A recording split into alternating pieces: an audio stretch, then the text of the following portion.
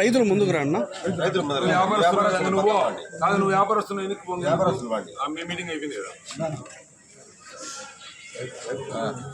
అనేది ఒకటి. ఆ సమస్య ఏంది, తర్వాత కొన్ని మీ తరఫున చెప్పినది ఏంటంటే టన్నుకు 100 రూపాయలు పెంచేది ఉండేది కదా వేలంలో.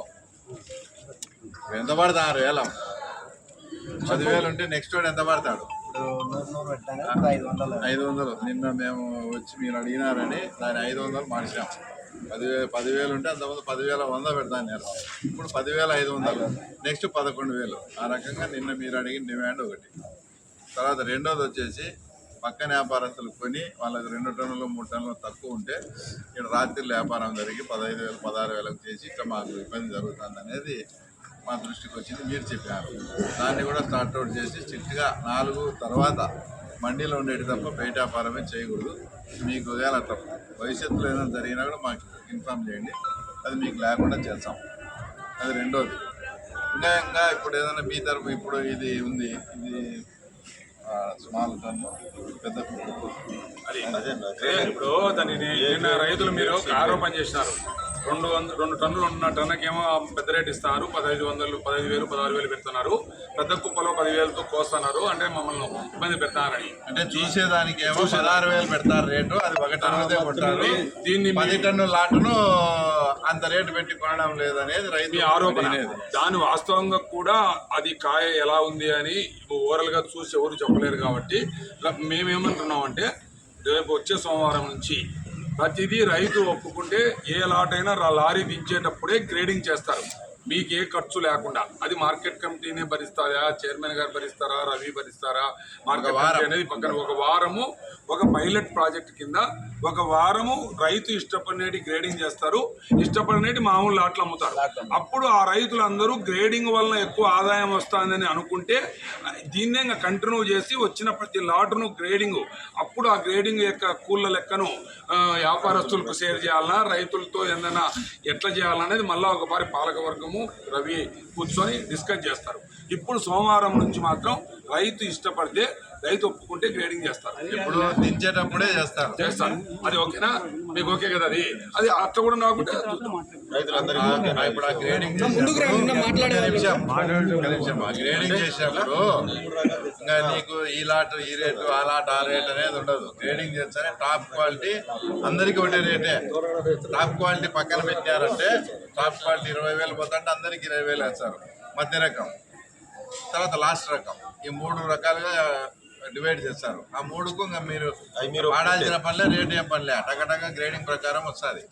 రైతు ఇష్టపడకుంటే మామూలు పద్ధతిలోనే ఉంటుంది. చెప్పాము అన్న, ఇప్పుడు స్టార్ట్ అయిన రోజుల వ్యాపారస్తులు ఎంతమంది ఉన్నారు, ఎంతమంది పాటకు పాల్గొంటున్నారు, ఎన్ని లోన్లు ఇచ్చినారు, స్టార్టింగ్ నుండి ఊరికి పెట్టినారు. వీళ్ళు ఒక 3 ఉంటారు, పాటకాడికి వచ్చేది 3 వాడతారు, అది కాదు సెక్రటరీ గారు 3 వాడతారు. ఎన్ని లోడ్ ఎత్తినాడు ఈ ఇప్పుడు కాదు, లాస్ట్ టైం కూడా చూసినా. నేను ఈరోజు ఆ వ్యాపారస్తులు వచ్చేటప్పటికే ఎవరెవరు ఎంత వ్యాపారం చేశారు కూడా లిస్టు తెమ్మని చెప్పిన. లాస్ట్ చూసినా నేను, లాస్ట్ గవర్నమెంట్ లో కూడా చూసినా. డమ్మీగా ఎవరు ఉన్నారు, డమ్మీగా ఉన్నారంటే అర్థం ఏంటంటే వీళ్ళు సిండికేట్ అయినారు, అంతే కదా? నీ పాయింట్ అదే కదా. నేనే వచ్చినా లాస్ట్ గవర్నమెంట్ లో, నేను తోలిన రోజు ఒక 12 రోజు ఆమె వచ్చి, ముందు రోజు 21,000 ఉంది, ఆ తొట్టి రోజే ఆమె వచ్చి 34,000 పోయింది. ఆమె ఒక కాయ రావద్దని వీళ్ళు పనిగీతగా పెంచుకున్నారు. ఆ పాటలో నేను కూడా వాడుకున్నా, నేను రైతు చేసుకోవాలని. కానీ ఇప్పుడు ఉండేవాళ్ళు 3 లోడ్లు ఎత్తారు, 3 వాడుకుంటారు, వాడికి ఇంకే స్టాక్ చేస్తారు. మిగతా వాళ్ళు ఎంత ఎత్తున్నారు, ఏం కథ అదే అడగాలి. ఒక నిమిషం. నిన్న నేను ఏం చెప్పినా అంటే, బాబు మార్కెట్ ఎంతమంది ఫంక్షనింగ్ లో వీళ్ళు ఉన్నారు, ఎవరెవరు ఎంతెంత బిజినెస్ చేసినారు, ఆ లిస్ట్ అంతా అయ్యి ఆ బిజినెస్ చేయని వాళ్ళ మీద మనం ఏం యాక్షన్ తీసుకోవచ్చు, క్యాన్సల్ చేయాలా, వాళ్ళకి కొద్దిగా టైం ఇచ్చి మీరు ఊరికుండి ఇక్కడ పెట్టుకొని ఊరికి ఎందుకున్నారని మేము అడిగేదానికి ఆ లిస్ట్ అంతా తెమ్మని చెప్పిన. నాకు నిన్ననే ఈ పాయింట్ వచ్చి నువ్వు చెప్పకముందే నేను ఆయనకు చెప్పిన, ఏ వ్యాపారస్తులు ఎంతెంత బిజినెస్ చేశారు, ఒక వ్యాపారస్తుడు ఈడ రూమ్ పెట్టుకొని ఒక నెలలో ఏమీ లేకుండా బిజినెస్ చేశారంటే వాళ్ళు 100%గా సిండికేట్లో భాగమై ఉంటారు. అది పాయింట్. కాబట్టి ఇలా అడిగినాను, ఆ లిస్ట్ తెప్పించి చూసి దానిపై కూడా ఎంక్వైరీ చేసి చేద్దాం. చేసి 100% చేద్దాం. కొత్తోళ్ళు మనకు వచ్చేట్టు కావాలి. మెయిన్ పాయింట్ బయట నుండి వ్యాపారస్తులు వచ్చి ఇప్పుడు కాదా ఎలా చెప్తామని చెప్పలేం. ఒక నిమిషంలో ఇప్పుడు 12 మంది ఉంటే మీకు సమస్య వచ్చిందంటే ఇప్పుడు 10 మందిని పెంచేస్తాం. ఒక నిమిషం 10 మందిని ఇప్పుడు మళ్ళీ పెంచినాం. ఇక్కడ